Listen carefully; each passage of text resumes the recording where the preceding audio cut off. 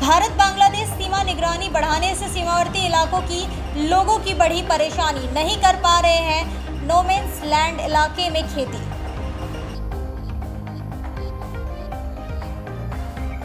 Every drop of water counts. SBM Gold's water tank is the most sustainable and durable water storage solution available. Our hashtag Asli Commitment.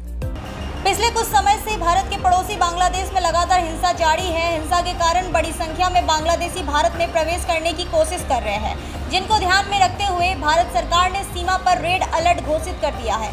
BSF के जवान दिन रात सीमा की निगरानी कर रहे हैं ताकि घुसपैठ को रोका जा सके। सीमा पर निगरानी बढ़ाने के कारण सीमावर्ती इलाकों में रहने वाले लोगों को काफ़ी परेशानियों का सामना करना पड़ रहा है, क्योंकि उनके आजीविका का साधन बंद हो गया है। दरअसल भारत बांग्लादेश के बीच के समझौते के अनुसार नो मैंस लैंड में काफ़ी ज़मीन है, यानी कि बांग्लादेश में भारत की ज़मीन है, जहां पर भारत में रहने वाले लोग जाकर खेती करते हैं और उनसे उनकी आजीविका चलती है। लेकिन सीमा पर निगरानी बढ़ाने के कारण वर्तमान में बीएसएफ जवानों के द्वारा खेती को बंद कर दिया गया है।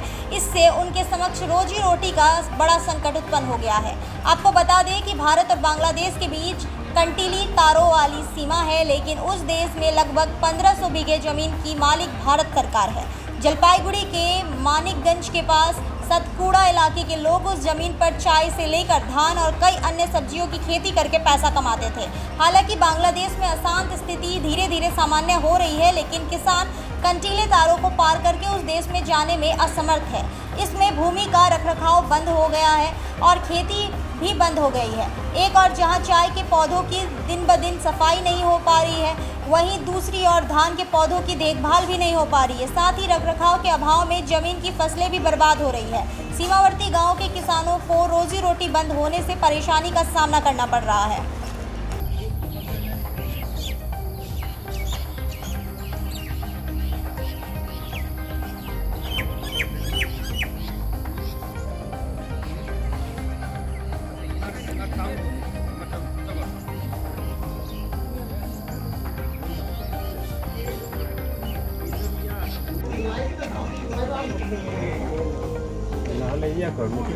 আমি কৃষিকাজই করি, চাষের জমি সীমান্তবর্তী এলাকায় বর্ডারের পাশে বাংলাদেশের আশেপাশে।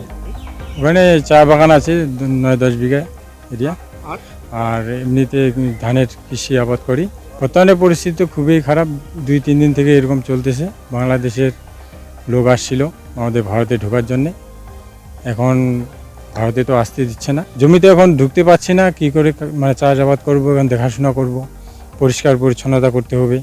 আবার এই এলাকায় বাড়ি আমার, এটা ধদ্রাপাড়া গ্রাম, ধদ্রাপাড়া সাতকুড়া বর্ডারের পাশে বাড়ি। এখানে থেকে আমরা, কিন্তু আমার তো এখন জমি বাড়ি তো অনেক ওইদিকে আছে, প্রায় 1000-1200 বিঘার জমি ওইদিকে আছে। গোটা এলাকার মানিকগঞ্জে না, আমার এই এরিয়ার মধ্যে, আমার ধদ্রাপাড়া টোটাল এরিয়ার মধ্যে তো মানিকগঞ্জ এরিয়ার মধ্যে তো বেড়াকাটা ওইদিকে প্রায় 1000 থেকেও বেশি হবে জমি বিঘা। কিন্তু আমরা তো এদিকে, আমরা যে জায়গাটায় বাস করতেছি ধদ্রাপাড়ায়, আমাদেরও তো প্রায় ওইদিকে 1000-1200 বিঘা জমি আছে টোটাল লোক এরিয়া আর কি, সব মিলে। কি চাষ করেন? চাষ আমাদের এখানে ধান চাষ আছে এবং চা বাগান আছে। বর্তমান পরিস্থিতি এখন তো ধান চাষে আমাদের সার দেওয়ার দরকার, নিলানি দেওয়ার দরকার, চায় বাগানে সার দেওয়ার দরকার, একদম বাগানে স্পিড স্প্রে করার দরকার। কিন্তু আপাতত পাতি তুলতে পাচ্ছি বলতে গতকাল থেকে আমাদের ওইদিকে যাওয়ার মানা আছে, যাইতে পারতেছি না। তার সেই জন্য আমাদের এখানকার বাসিন্দাদের খুব প্রবলেম, খুব সমস্যা। বাংলাদেশের ওই সমস্যা কালকে একটা হয়েছিল, ওই আমাদের সমস্যা তো আছে। এখন আমরা ওই দিকে যাইতে পারতেছি না, আমরা তো এন্ট্রি করে যাই।